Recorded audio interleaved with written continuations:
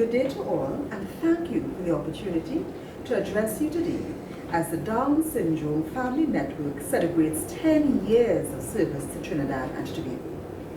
Today is made even more special by the fact that in December 2011, the United Nations General Assembly declared 21st March World Down Syndrome Day, with effect from 2012. 2022 therefore marks the 10th anniversary of the UN's commemoration of World Down Syndrome Day. The people of this country are truly fortunate to have organizations such as the Down Syndrome Family Network to provide needed advocacy, support, resources, and information to parents, caregivers, and the wider society. Nothing is scarier for a parent than a lack of support when they need it most. This is a critical gap your organization serves, and on behalf of the government of Trinidad and Tobago and the people, I say thank you.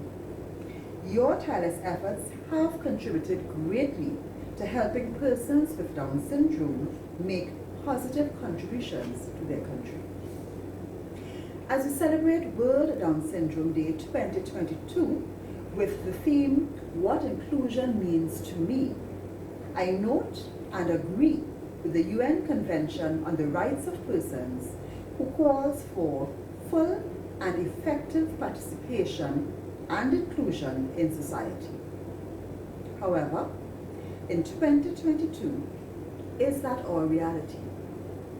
Simple answer, no. Is it an uphill work in progress? Yes. I speak here specifically referencing the education system and its ability to serve all equally. Though the system may be in place, a lot more work is required for it to be effectively operationalized. We must not hide our heads in the sand or delude ourselves with platitudes. We must simply put our nose to the grind and work hard to do better, to change the reality that our fellow citizens with Down syndrome and special needs do not benefit from full and effective participation and inclusion in society. Though success will not be immediate, the Ministry of Education will continue to do its best within the context of our current environment and challenges to provide the equity of educational opportunity that is required by all of our citizens. The National Education Policy 2022 to 27 identifies 8 areas of strategic focus, one of which is equity in quality education. Quality education focuses on the whole child, the social, emotional, mental, physical, and cognitive development of each student, regardless of gender, race, ethnicity, socioeconomic status, geographic location, or any other factor. Over the last 2 years, the Ministry has continued to review and, where possible, improve structures within the system to identify and support not only special needs students or students with disabilities, but vulnerable students. We are focused on working in consultation with organizations such as yours to identify gaps, propose solutions, and where possible, redistribute scarce resources.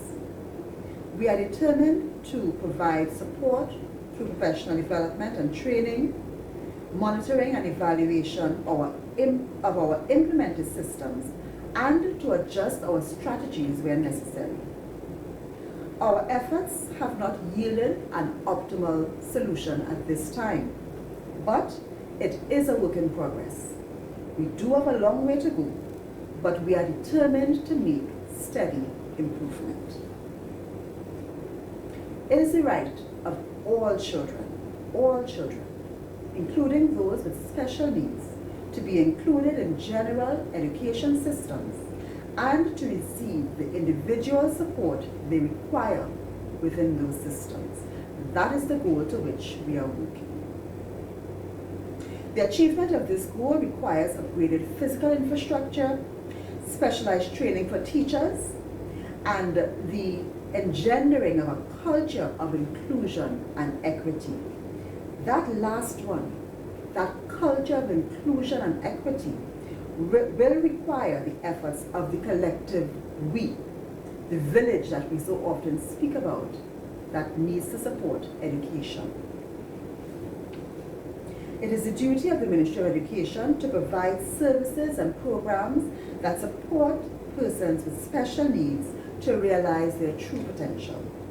However, because we cannot do this alone, this village, which consists of partnerships, collaborations, and even guidance from organizations such as the Down Syndrome Family Network to inform policy decisions, this village is crucial for our success.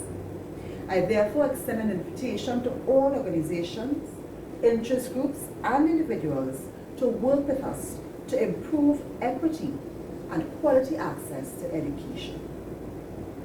I sincerely thank the Down Syndrome Family Network for partnering with the Ministry of Education over the years to improve the delivery of education and to empower persons with Down syndrome and your loved ones, and to providing positive contributions which help us to assess our own efforts and ensure that they are realistic and impactful. Congratulations on this milestone.